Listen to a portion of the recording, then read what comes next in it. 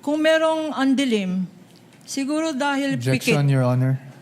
I'm sorry, but I've been giving leeway to opposing counsel, but I think she's been coloring, the contents of the documents more than what is shown Your in the Honor, document I'm just reading. It itself. says here. And No, counsel Your can Honor. It says andilim. I will show you select few of this acknowledgement receipts. And for better appreciation of the Honorable Impeachment Court, we will be flashing some select few. Exhibit P-1-8-184. Showing to you, Mr. Witness, this exhibit. It is an acknowledgement receipt in the name of Mary Grace Piatos for the amount of 70,000 pesos. Please peruse this document and tell us if this is among the acknowledgement receipts that you said you received and evaluated based on the submissions of the Office of the Vice President.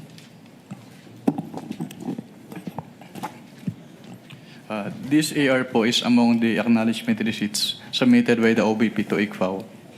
Before we go to this particular exhibit, in the name of Mary Grace Piatos for 70,000 pesos.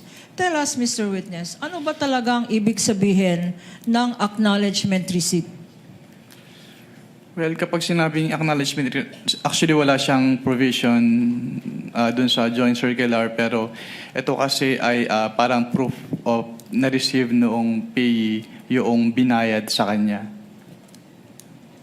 So, acknowledgement receipt, as the name suggests, acknowledges na na-receive. Na-receive niya yung payment from the payor po.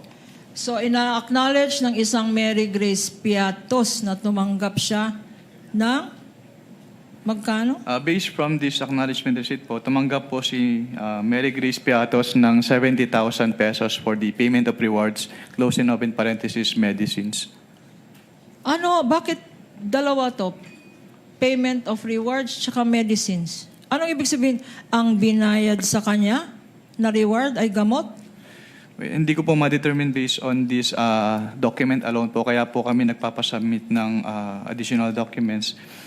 And also, since it is payment of rewards po, hindi rin po enough lang na acknowledgement receipts. Kailangan din pong makomply yung provision noong joint circular as to the payment of rewards.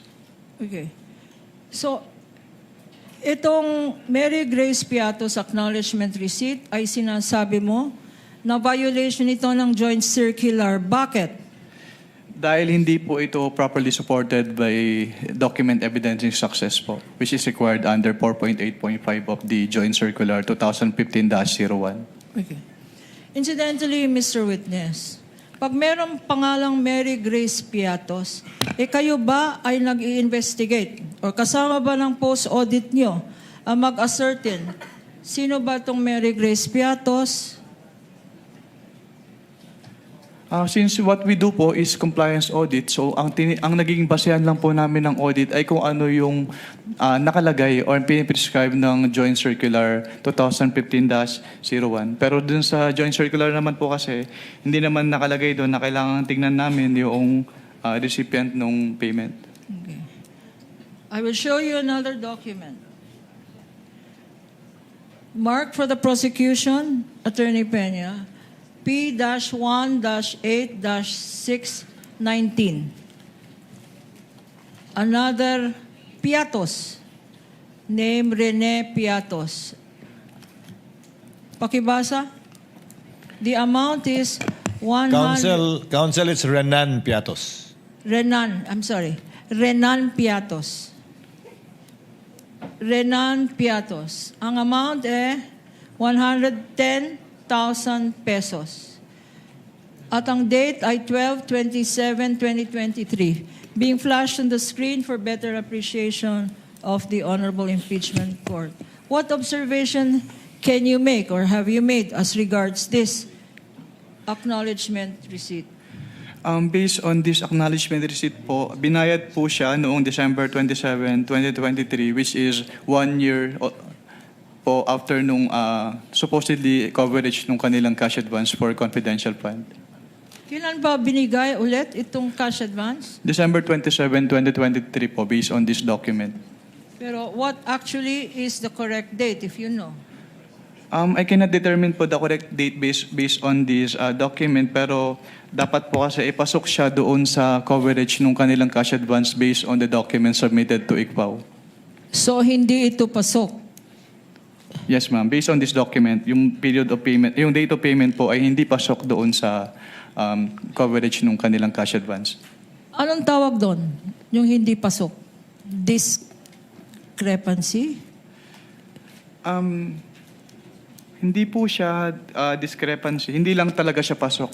Parang the payment was made outside the coverage noong With the cash permission advance. of counsel, December 21 to December 31, 2022, yung covered period ng disbursement Yes. ng confidential fund, Mr. Wamil, right? Yes, Your Honor. So when you say hindi pasok dun sa period na yon, ng Yes December po, Your 21 to 31, 2022. Yes po, Your Honor. Dahil 2023 nakalagay na taon, supposedly.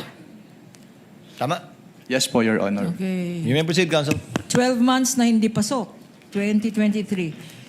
Exhibit P-1-8-4113 413 in the name of Nova Santos for the amount of 85,000 pesos.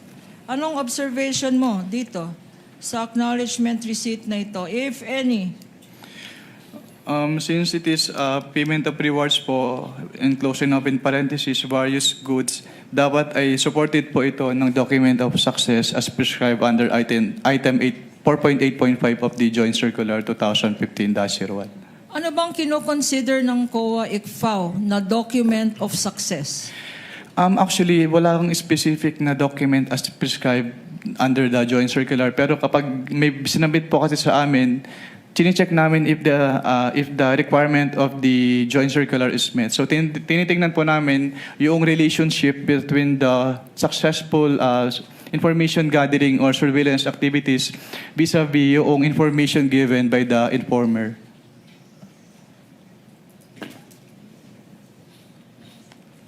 I'll show you now. P-1-8-531 in the name of Miko P. Harina for 295,000 pesos. Again, ang nakalagay dito, hindi pasok. 12/31/2023. Leading, Your Honor. Objection. Okay, I will reform. Kindly reform, What can you say, what can you observe about the date indicated there, if any? The date po indicated in this document is December 31, 2023 as the date po nung receipt of payment by the And what payee. significance can you draw, if any, from this date? It is outside po dun sa period po nung kanilang disbursement, which is December 21 to 31, 2022. And the purpose? Ano yung purpose na naka-indicate dyan? Ang nakalagay po ay payment of purchase supplies. Okay. Itong purchase supplies na ito, 295,000 worth of purchase of supplies. What documents, if any, were submitted Ang sinamit to po nila, indicate ano ang mga supplies worth 295,000 na binili nung 1 year after, 12/21/2023. Meron bang dokumentong sinubmit? At kung meron, ano-ano yun? wala po silang document na sinamit. Ito lang pong acknowledgement receipt. P-1-8-643 in the name of Janice Marie Revilla. Na-investigate mo ba kung kamag-anak to ni Senator Bong Revilla? Mr. Witness? Mr. Witness? That is beyond na po our scope of audit. Okay. And the amount is 70,000 pesos.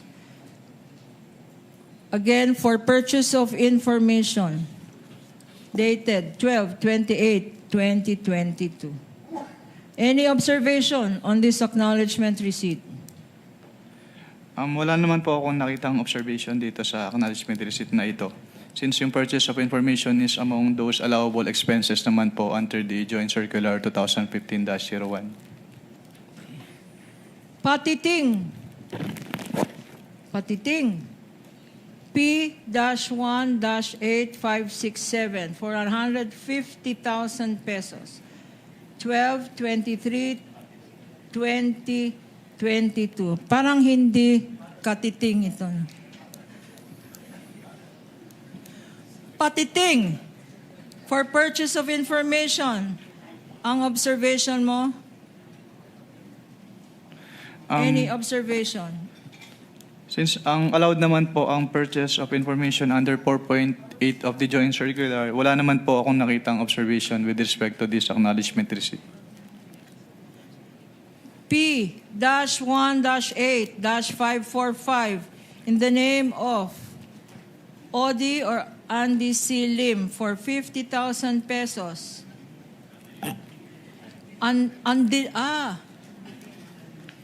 Andilim. Kanya ko pala hindi mabasa. Andilim. Para kay Andilim. 50,000 pesos. Ang date, 12/21/2023. Ano ang observation mo ulit? Kung meron man. Yung date of payment po, December 27, 2023, is outside the coverage po nung kanilang period of disbursement, which is December 21 to 31, 2022. Kung merong andilim, siguro dahil Objection, pikit. Your Honor. I'm sorry, but I've been giving leeway to opposing counsel, but I think she's been coloring, the contents of the documents more than what is shown Your in the Honor, I'm document just reading. It itself. says here. And No, counsel Your Honor. can it says andilim. I think you It's the know my way it point, Your sounds, Your Honor. Honor. It's like patiting. That's the way it's spelled. And the next one, maybe you will object again. It's Alejandro A. Pikit. I was gonna say, kanya siguro madali. May pikit ang mata. Pikit. Exactly, Your Honor, our point, Your Honor. Pikit. Counsel for the panel of prosecutors, I think you know what the counsel for the respondent is talking about. Yes. Kindly Yun. proceed accordingly. Okay,